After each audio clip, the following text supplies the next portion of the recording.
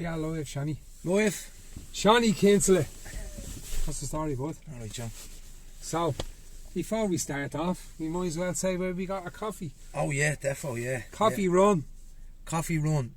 in Bali Moon. Or no, Northwood actually.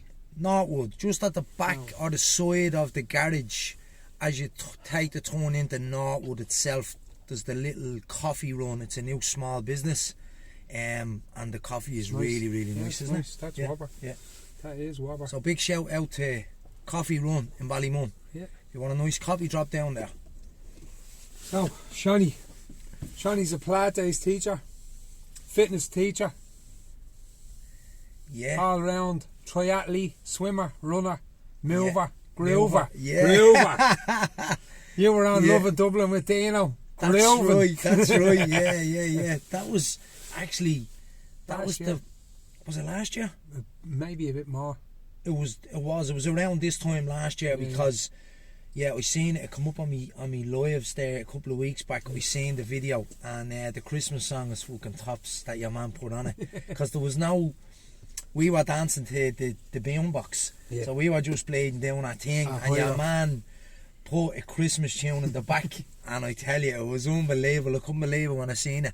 But it definitely encapsulated Christmas and the Christmas spirit. Yeah. You know, and people, obviously this dude was out doing brochure drops, and he's a pain as whole walking. And he's seen us, and he was like, this dude's have it. He must have had some phone, because he was like up at the restaurant and he got you. He must have played some Zoom on it, you know. Yeah, so that was fucking the movers and groovers. But yeah, I love a dance. Love the dance.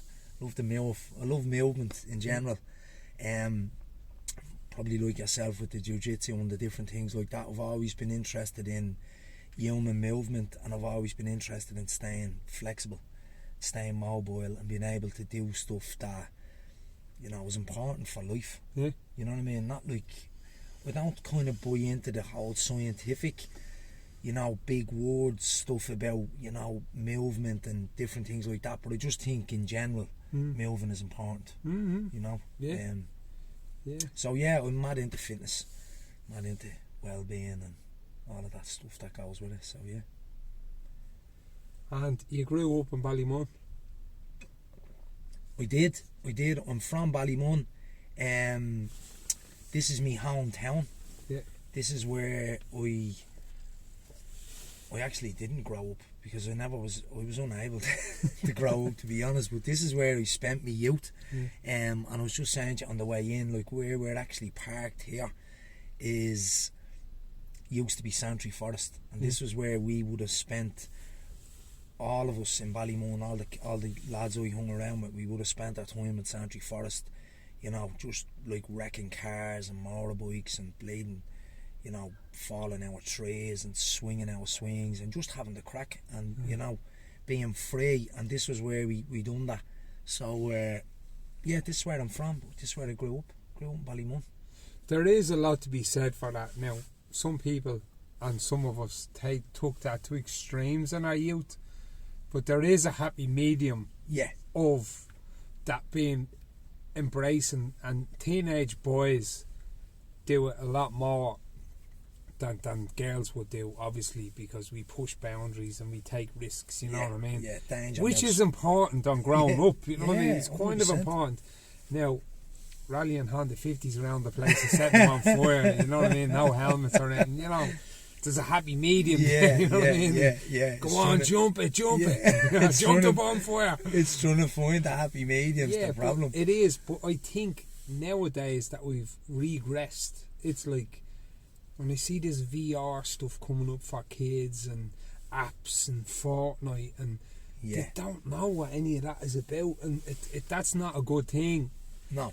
That's not a good thing, like, you know. No, it's not. Now, the other way, getting into cars that don't belong to you and taking motorbikes and stuff, that's not a good thing either. No, I'm not saying it's that, not. but No, embracing that bit of danger and climbing It's and healthy. swings, and It's definitely healthy, and I think kids should be doing more of that. But then, unfortunately, because of the way the world is now with technology, like you're saying, all these fucking Grand Theft Auto and VR and, you know, all these new games, Minecraft, the kids are just like zombies.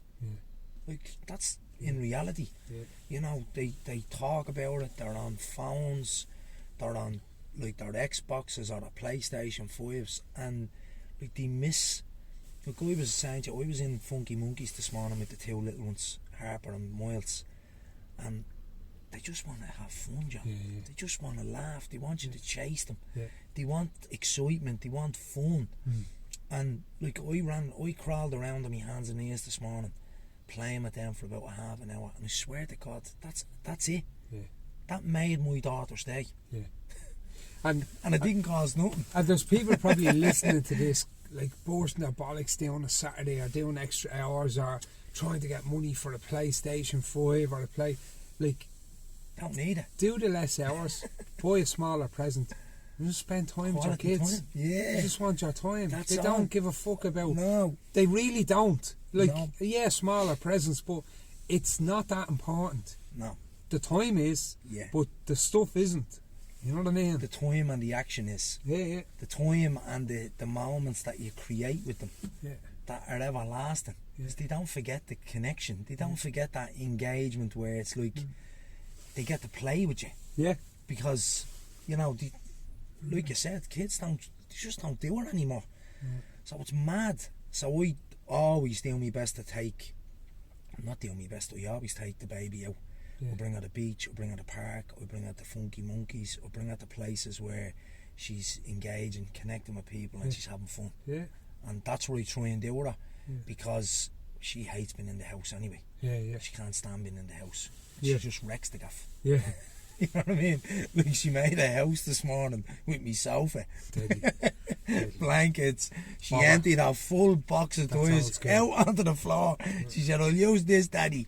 And the gaff was literally, I left the gaff upended, and I couldn't give a shit. It's not important. Dirty house, happy kids. Yeah. There's definitely something to be said for that.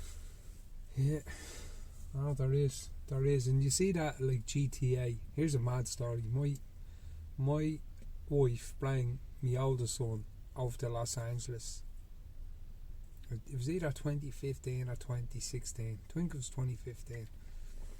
He was competing at a world kids jiu-jitsu competition over there in Los Angeles, and she got lost, and the sat-nav stopped working. Right. And she'd never driven in America before. She's in Los Angeles in a rent-a-car with me young fella. While you hear this, how mad this is, right?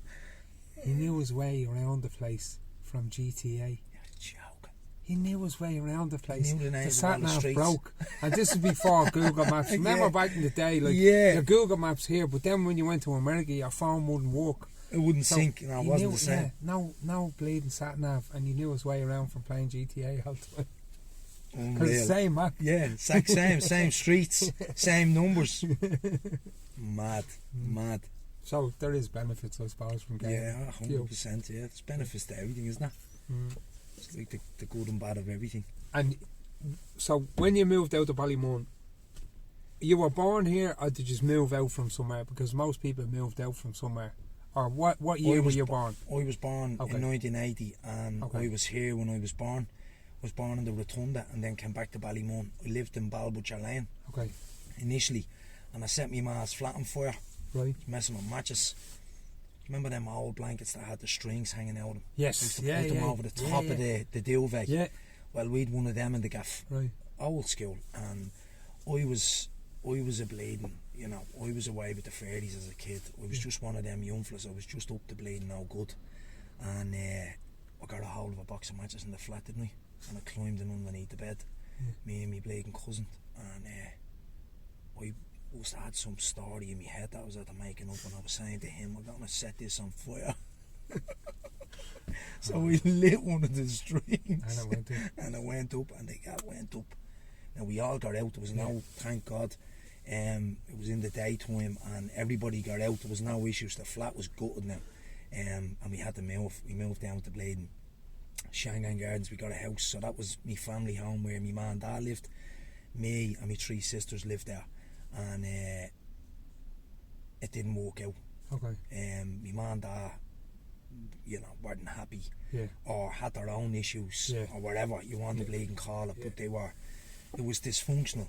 There's a lot of fear was a lot of bleeding, violence. Yeah. And my ma and dad are amazing people, and I never try and paint them in a bad light. They done the best with what they had. They genuinely did. And they had their own demons that they were dealing with, and but they you know, they done what they could. But ultimately, I was just, you know, I just wasn't, you know, I wasn't able to settle in the house. The outlet, you know, my ma, and I just decided at a very, very early age of my life to, you know, not to sign up for life. You know, I made that decision as probably an 8 or 9 year old. I knew somewhere within myself, I says, I'm not having this. Yeah. Were you the youngest? No. Right. My 2 younger sisters. Okay. That were under me. Okay. And I had an older sister, but I was the only boy. Okay. So my dad idolised the 3 girls. Yes. They were his favourites. Yeah. And they got all his time and attention. Yeah. And I was kind of a tearaway. We got the police at the door at a very, very young age. We got JLOs. The police were kicking in the door. The girls had seen me getting taken out in handcuffs at, you know, when they were getting on their way to school. Yeah. So, you know, it brought a lot of shame on him, I suppose, with the way I was. Yeah. And I never took his advice or took his direction or done what he told me. So, like I said, I just decided, look, I'm not having it. Yeah. And I done my own thing. I started climbing out the window, going on go as a young kid. That's what we used to call it years ago. We used to go on go.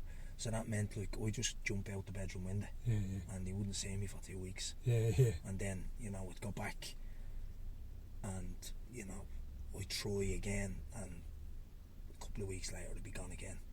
And that was like an ongoing thing. So and it's funny that, like, when you look back at your parents as an older person and being through whatever little journey we all and all our journeys are different, but like your pain that you felt and my pain or other people's pain, they mightn't necessarily be at the same level, but pain is pain, you know what I mean? It's the same. We all interpret a kick in the bollocks differently. But it's pain. It's, you know what the I mean? Same pain. It's pain. So but as you look back as an older person and you kind of go, the understanding, the forgiveness going, you can look back and go, Jesus, you know, we know what the sus is today and what to do, but our parents didn't. There was none of that. No. You know what I mean? They did no support. There was none of that. Don't say anything out on that fucking road. Yeah. You know what I mean? Don't fucking say anything out there. And it's just the way it was. You know what I mean? And, everyone on the street playing Happy Families. Murder in all the gaps. Like, I remember growing up on where I grew up, right, it was allegedly a middle class area. I remember 4 or 5 of us were in the house, right, and this outlet who had a decent job, and we were acting the bollocks in the gaff. I remember him bursting in. Now, we didn't hit the young fella with a hammer in the head. I remember him baiting the young fella around with a hammer in front of us. We were all like, what the fuck? Like, outfits was just mad then. You tell your kid to go fuck themselves now or try and grab a hold of them, Tulls will be all over you. Back then was back then different. It was different. Yeah, it was different rules. And like you said, you know, everyone was a happy family. Yeah. Well, so you thought. And I was the exact same. My outfit. I only actually seen it's mad. I only seen him this morning. We didn't have much conversation, but he knows and I know, and it's a, you know, it's all right. I said hello to him. The baby said hello to him. We gave her a kiss, and that was that. But my outfit years ago was what you'd call a house angel, or a street angel, house devil. Yeah, that was my outfit. There's loads of them. Everybody in my community will tell you my dad, the nicest fella you'll ever meet. Yeah, and he'll talk to people. He's as nice as pie to everybody else. But if you try and live with him as a son, completely different. So it's mad, isn't it? The like when you and it was like that when I was growing up as a kid. And obviously in hindsight, I can look back now and I can see what it was all about, and I've a different compassion for myself in that. So I'm able to give myself what I need in relation to that. I don't hate him. I actually love him. And I don't have any issues with me dad. Do you get me? I don't have any ill will towards him. I wish him the best, but I just don't do that happy family stuff no more. I don't try and, you know, kind of make something that's not there. Do you know what I mean? Yeah, no, 100%. So, it's mad. It's mad. And it is important, like, I'm not perfect. Do you know what I mean? Like, fucking bleeding, shouting, roar, and fucking try me best with me young fellas, and I make a bollocks of it sometimes, and it's trying to do the best you can, but looking back, like what you said about your dad there, it's like having that bit of compassion, because if you're resentful over it, that resentment, he doesn't know anything but it'll haunt you. It'll make you unwell. You know, and unhappy. And I think luckily enough, John, I've learned through a lot of pain and a lot of resentment. I've learned that, and I don't know why now I'm much more at peace with it all.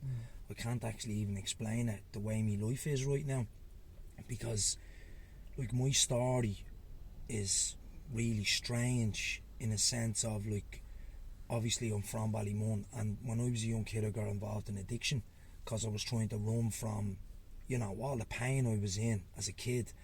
First I used fantasy. I thought about living in Blackrock with a lovely family and a big car, and everything was happy. So that was me escape. And then obviously I found solvents and drugs, and I started using. And that was me gateway to peace.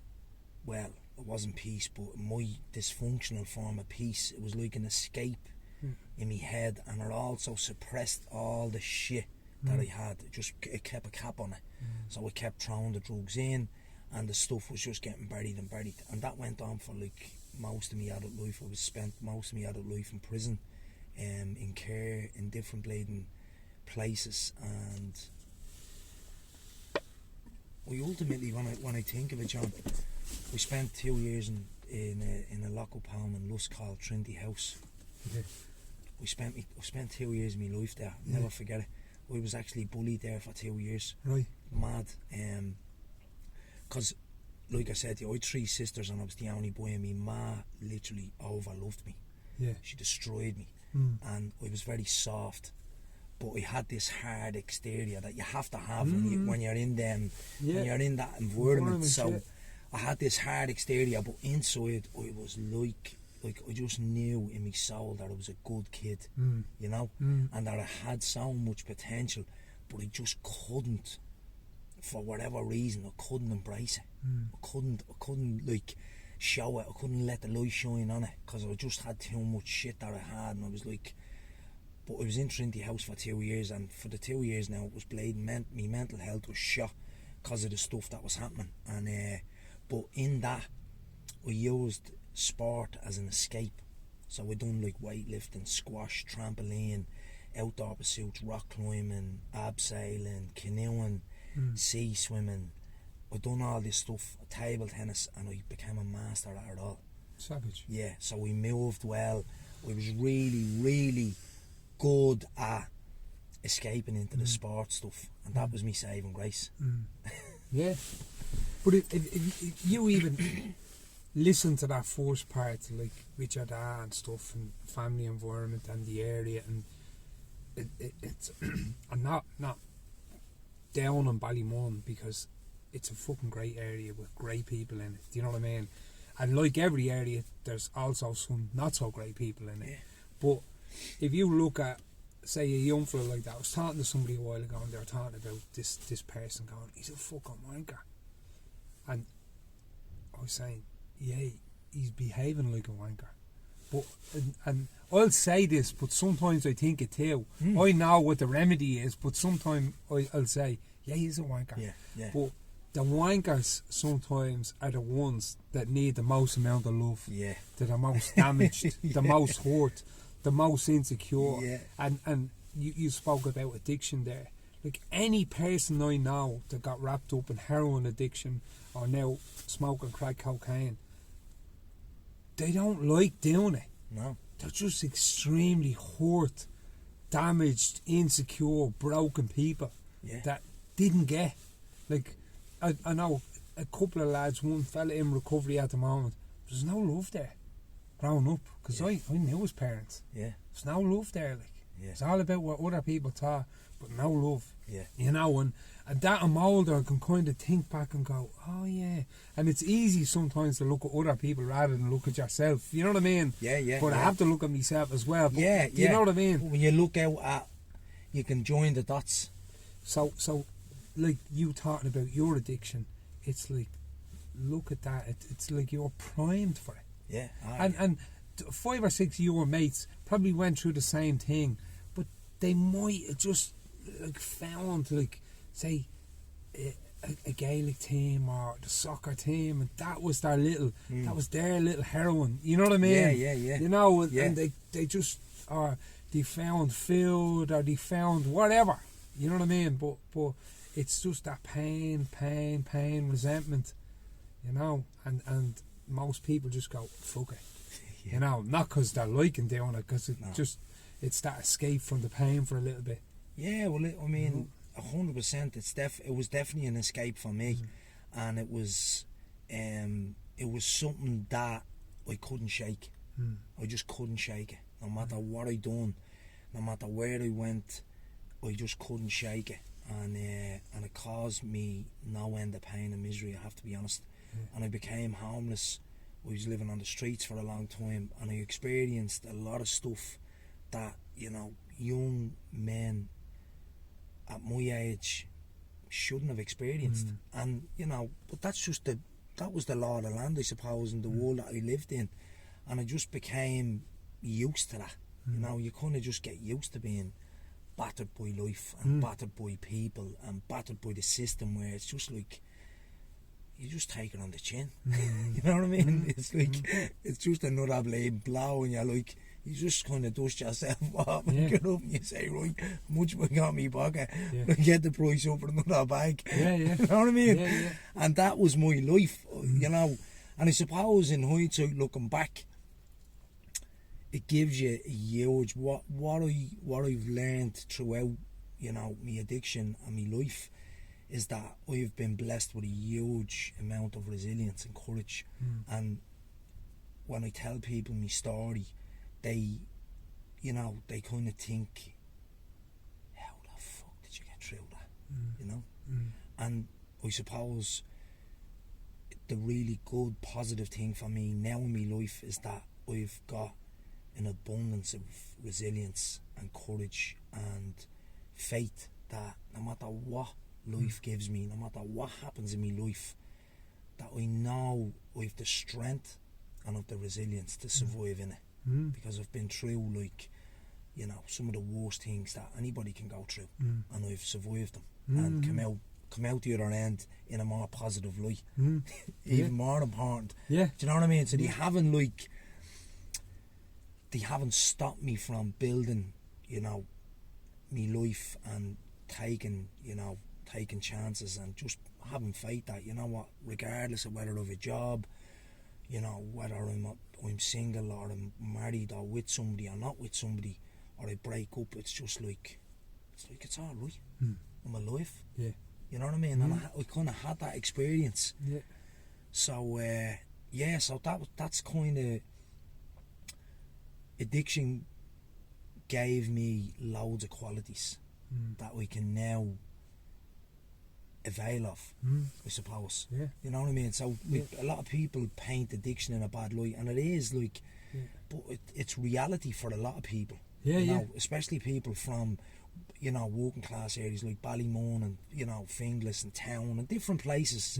And it's reality for a good percentage of them communities. Addiction is a real reality. Whether it's drugs, whether it's alcohol, whether it's gambling, whether it's food, whatever it is. And addiction comes in loads of different forms. And then I suppose what I've moved into now in my life, after years of being in recovery, after years of being, you know, buying into this recovery thing, you know, and recovery is amazing, and, you know, all that stuff is really good. But I think what I've learned now is more about mental health as opposed to addiction.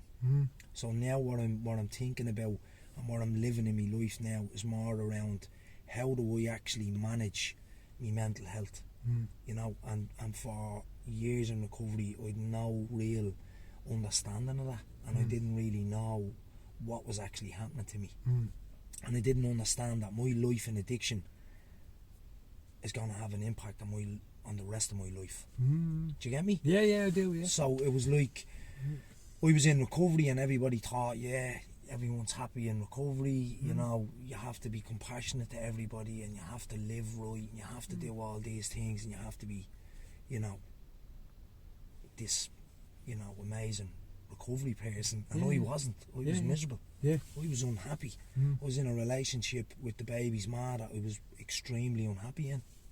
I was in a job that I fucking hated. Now, from the outside looking in at a 152 sat with heated seats, I'd money in the bank, I'd my own bleeding gaff, I'd a bleeding girlfriend, and from the outside looking in you'd think, is that fella has a mate? Yeah. And I was literally suicidal. I didn't want to be alive. And I had a young daughter, and I couldn't understand why I could not see any light. Yeah. You know what I mean? Yeah. And I suppose that was like 10 years in recovery. Yeah. You know? Yeah. It was 10 years in recovery and I was like, something not right here. You know what I mean? And yeah, it was rough. It was rough when I think of it. It was a really fucking difficult time, like, you know. And you know what? It's like what I was saying to you about the resilience. That was the bit.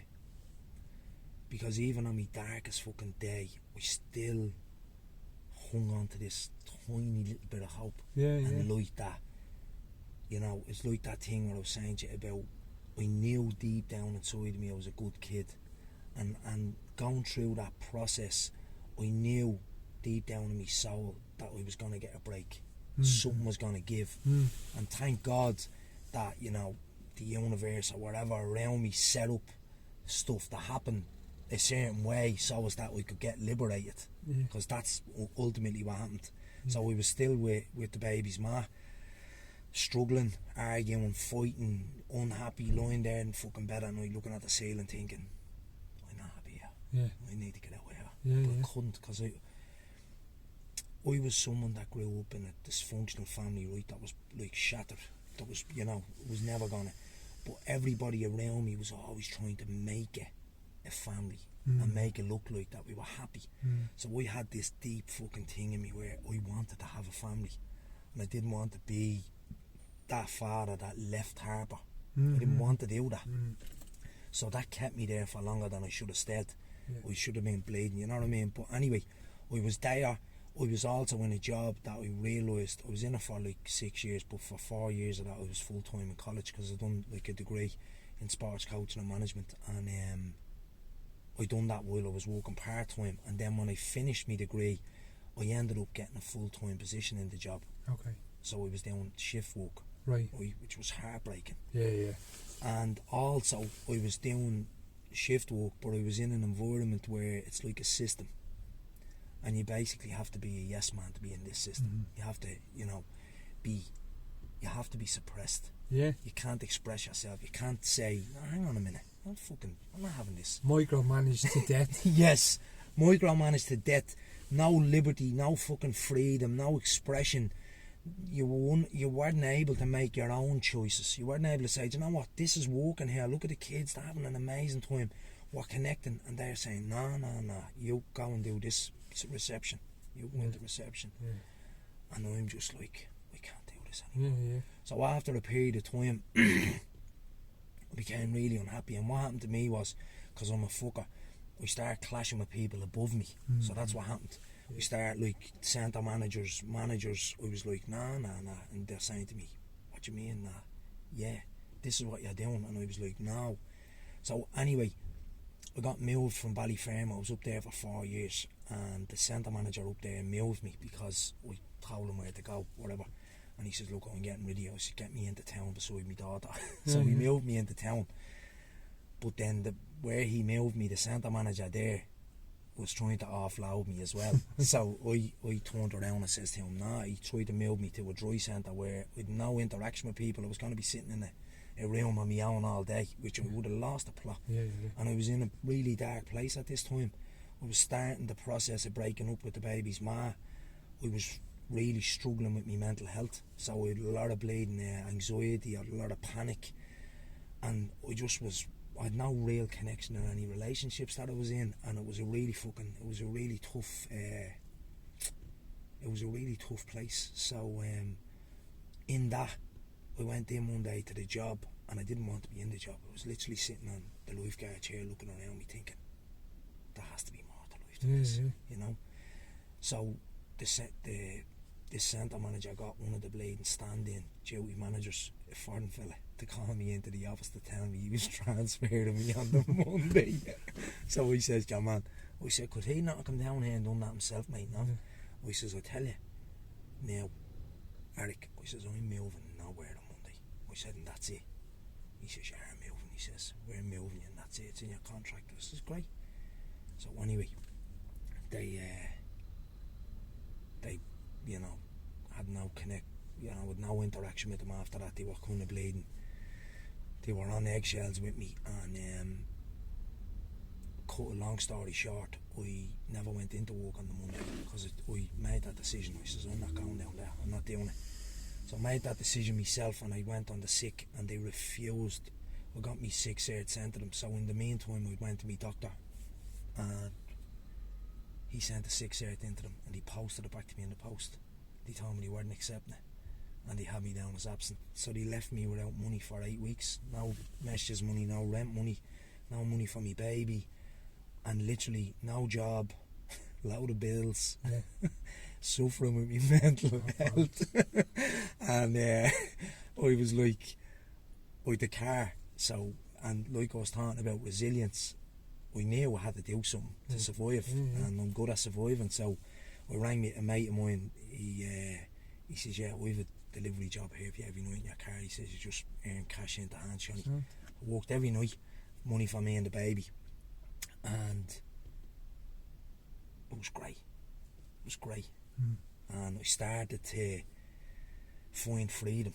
Started to realise that, you know what, there's something better in life for you, Seanie. You can do better now. And we stayed out of the job.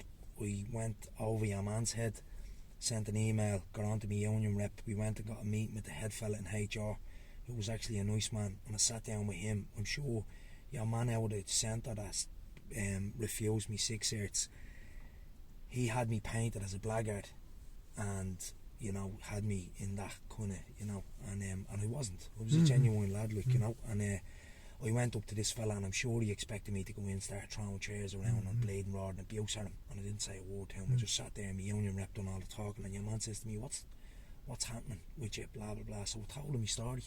I told him what was happening, and he couldn't believe it. He was like, "Really fucking sorry to hear that, and we really didn't realise that," and blah blah blah. I said, "Look, it's fine." I said, he says, "These appeals usually take about 8 weeks.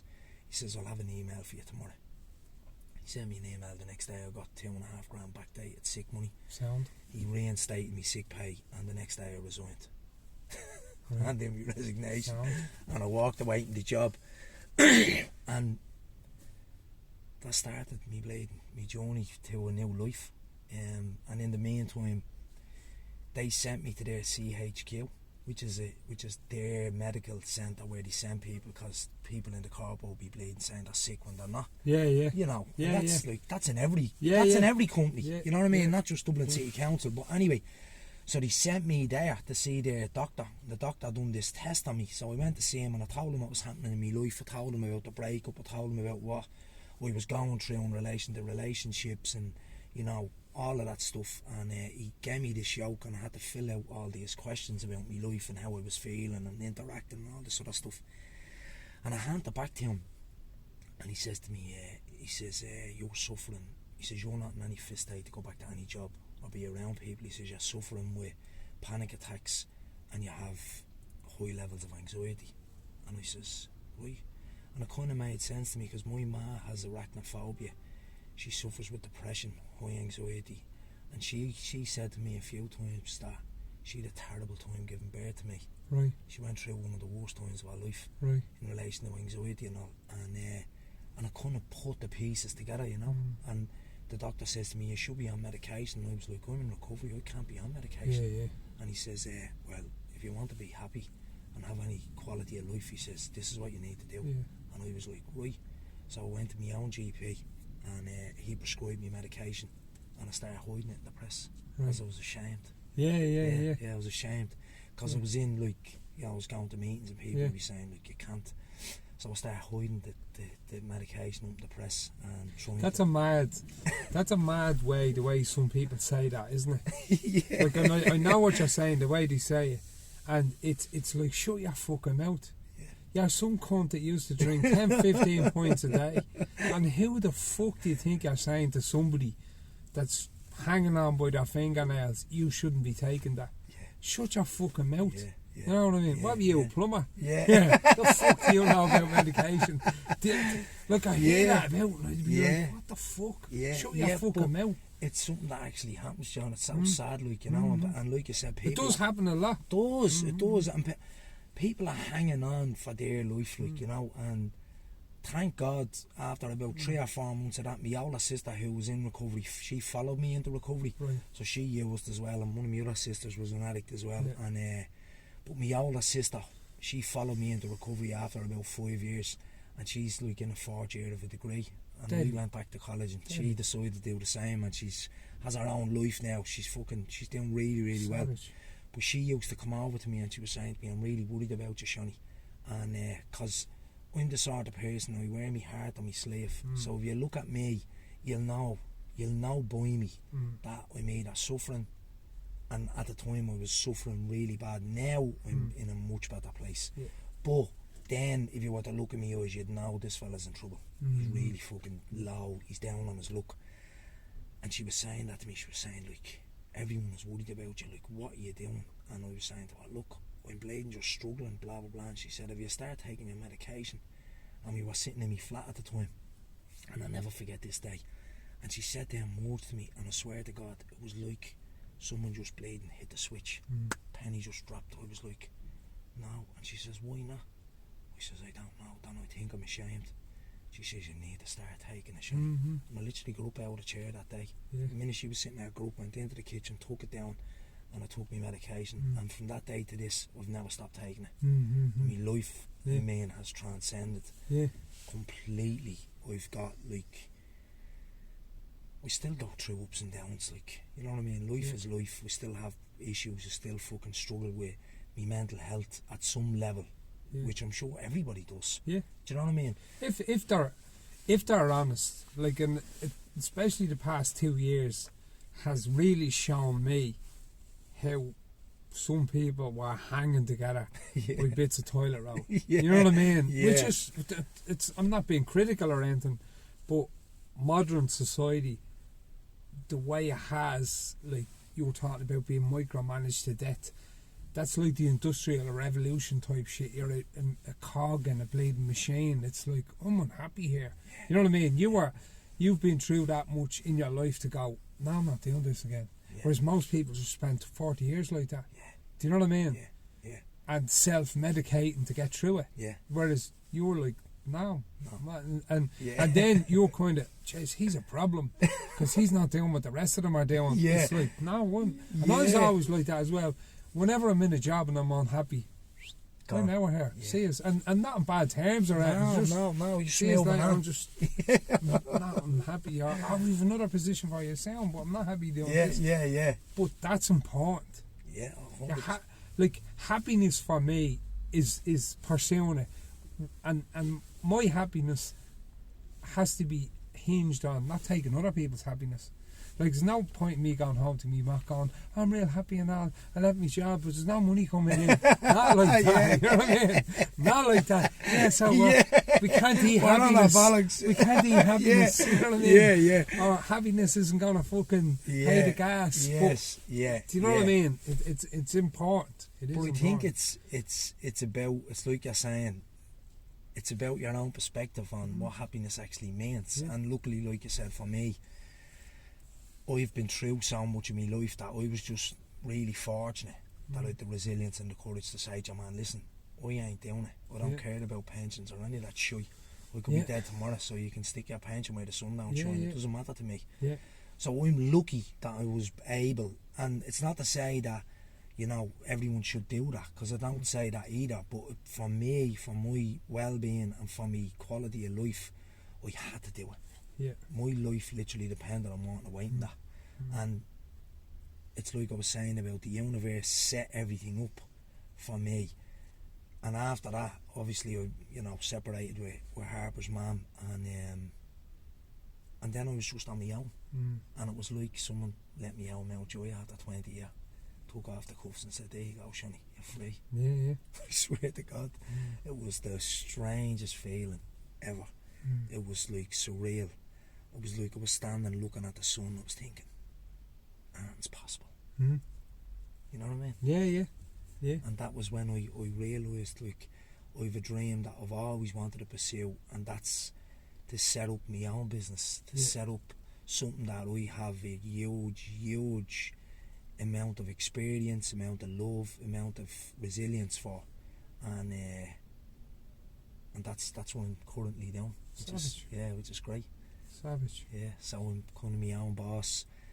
I make my own decisions for me, and I can get up at what time I want, I can go to bed when I want, I can spend loads of time with my daughter, and I can enjoy, and when I'm walking, it's not even work.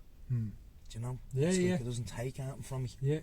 It's like it fills me up. I've done a talk in Benevolent College there 2 weeks ago for the TY students, and I just told them my story. You know, just told them how it was. And the teacher was saying to me, we've never had a group, a class, they will never listen for an hour. And they've attentively listened to you for a full hour. And she was like, and I was like, I get more out of this than them, believe me. I was like beaming. You know, so if I'm doing something that fills me up, which is the opposite of what that job was doing to me. It was just taking every sinew of life out of me. It was just draining me of all the goodness, all my good qualities, all me, you know, all me voice.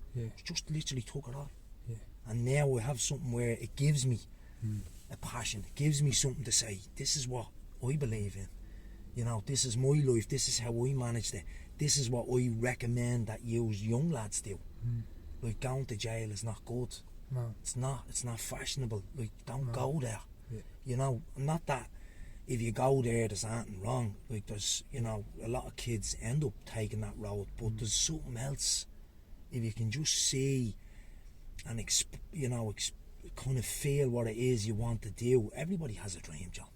No, nobody, like, I've a couple of people that I've had on this podcast, and I've classed some of them friends of mine, and they've been in jail, and a couple of times, and there's a couple of things, people make mistakes, and your postcode will dictate hugely on what type of sentences you get.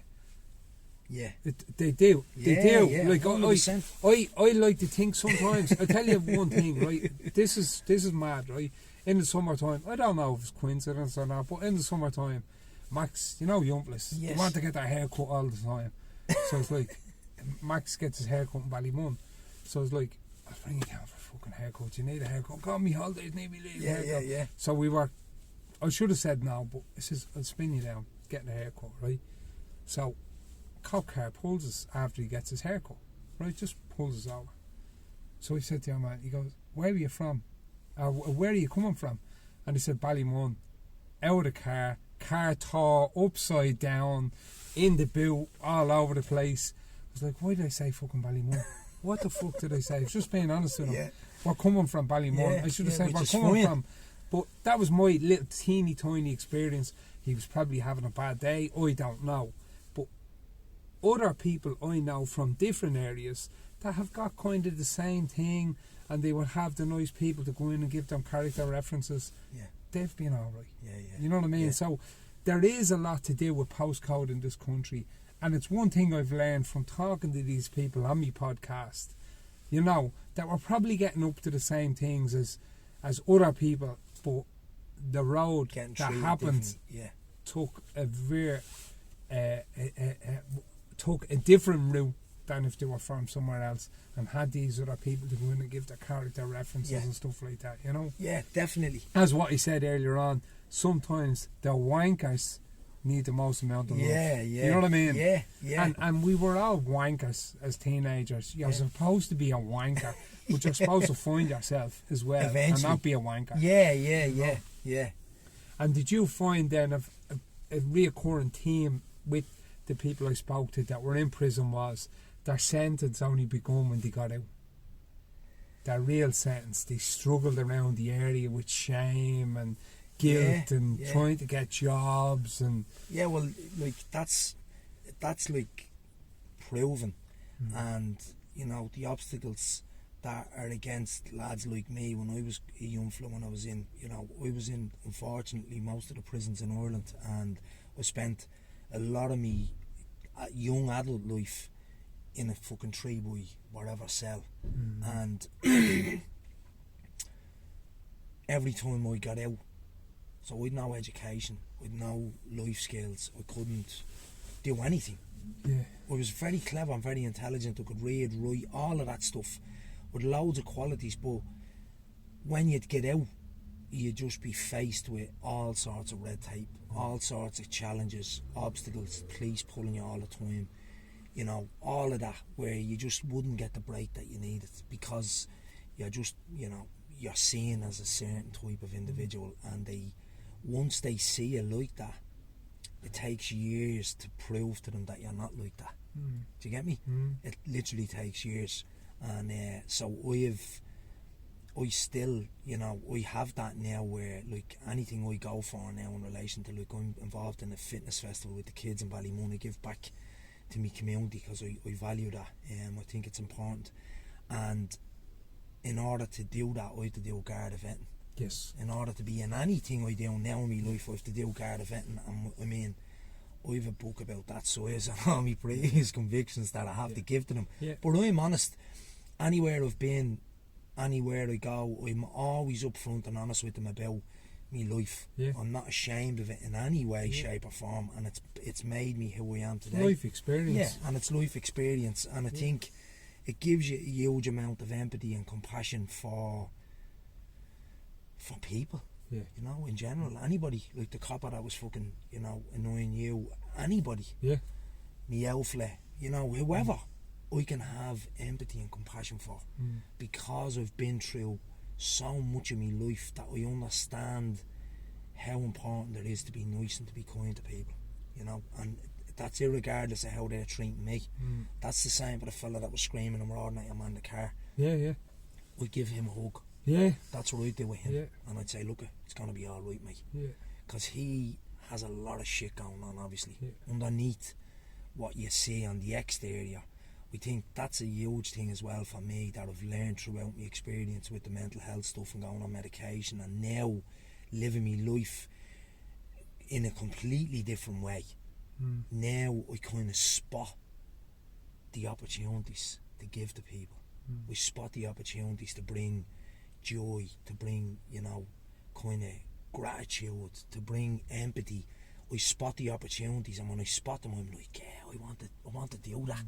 Do you know what I mean? As opposed to want to like add to it or start roaring and shouting and say that or say to me, mate, he's a cunt, and then get into the gossiping about him, isn't he this and that, and then the country's a kip and all. Do you know what I mean? It's like now I'm trying to see, like, where can I give?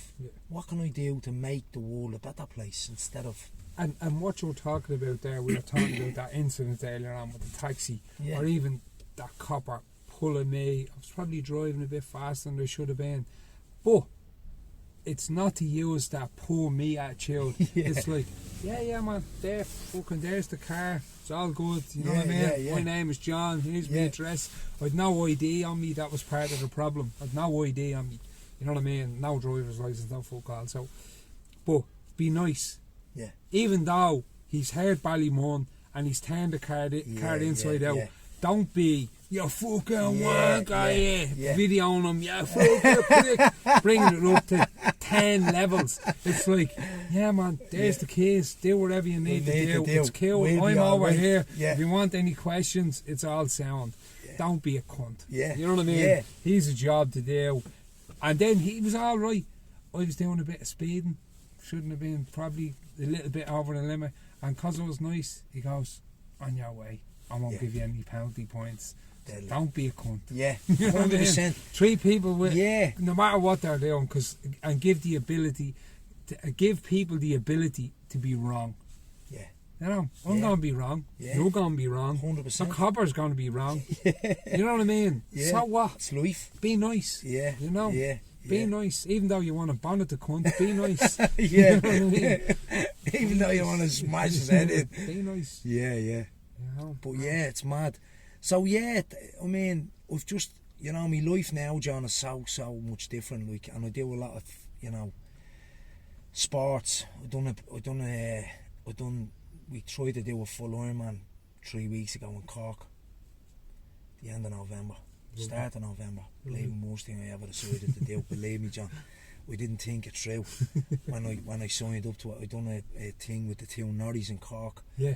And through the lads, I got really close with Timmy and James, and went back down and we were talking. I went to this charity while I was down there called the Penny Dinners in Cork City. They feed the homeless and they do amazing work. And I said to myself, it's like what I was saying about, I want to start giving.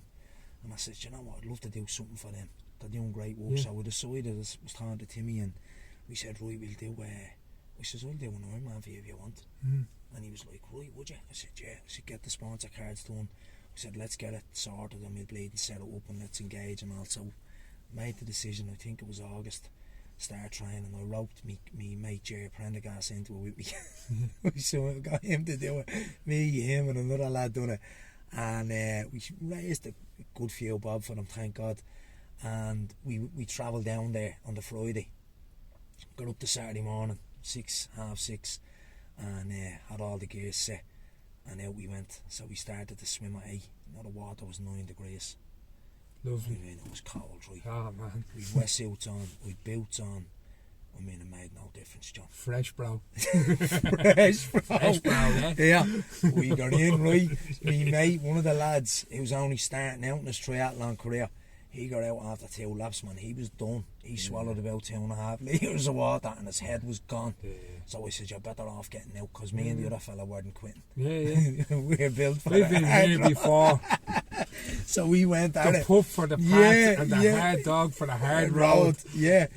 So we got the swim done. It was rough now. It was the roughest thing I've ever been through. And I've been through a few rough fucking situations in my life. My hamstring and my left leg totally locked up halfway through the swim from the cold. As I was swimming, my teeth were chattering. It was probably about 5 minutes off hypothermia, if I'm being honest. Yeah. But I kept going, kept battling it. And we got out, me and Jay, finished it, thawed out for about 15 minutes, got on the bike. We ended up doing, it was 45 kilometre winds that day. It was rough for the whole day. It was freezing cold. And we got 140 in on the bike. And it was like 3:30. And it was getting dark soon. And we'd still a long run to do. And I said to the lads, look, I said, we'll call it at 140. I said, that's enough. We said, and we'll try and shorten the run up. So we ended up doing 26 kilometres. So we ran from, the minute we got off the bikes, we ran from Crosshaven, which is a little small town right down the back end of Cork. We ran from there straight into Cork City. Right. And a load of lads out of recovery from Cork met us halfway in. And we all ran in then together and finished at the charity that we done to raise the money for, Cork Penny Dinners. And it was a great experience, and we got it done.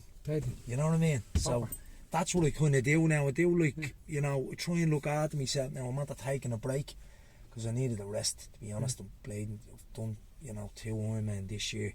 Well, a full Ironman on that race. So yeah, I just decided I'm going to take like December out, spend time with my daughter, rest, loads of flexibility, just look after myself, you know. You see what I was saying to you about swimming earlier on, that I didn't go down, and this time when I was younger I'd always push through in December, and then I'd be wrote off for about a week in January. You know what I mean? I'd be wrote off, flu and all sorts. And now I'm kind of going, no, I'm going to stay in bed for a little while, and I'm going to bleed and give it a miss, and I'll do it tomorrow. And it's important that as well. Now, not to be a complete lazy bastard, but to kind of understand I'm 46 years around, and I'm kind of just figuring out my body now at this stage. You know what I mean? Yeah. You know what I mean? Yeah, what do. works and what doesn't. Yeah, we do 100%. Mind, body, and soul. You know? Yeah. But it's a real gift. That ability to listen to your body. It's a gift that a lot of people, like, you know, don't have. They just keep running, they keep burning, they keep, you know. I'm really one for that, what you just said. It's like you recognised, you know what, I'm bleeding 41. We're not spring chicken now. No. Come on, like, Shani, give yourself a break. You know what I mean?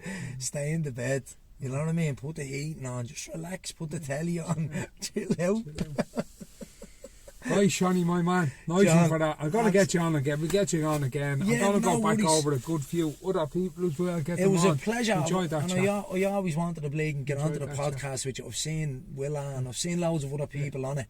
And like I said, I've seen you down swimming at the thing. I remember we were down swimming months ago, and this is going to get Shani on eventually. This is months ago, right?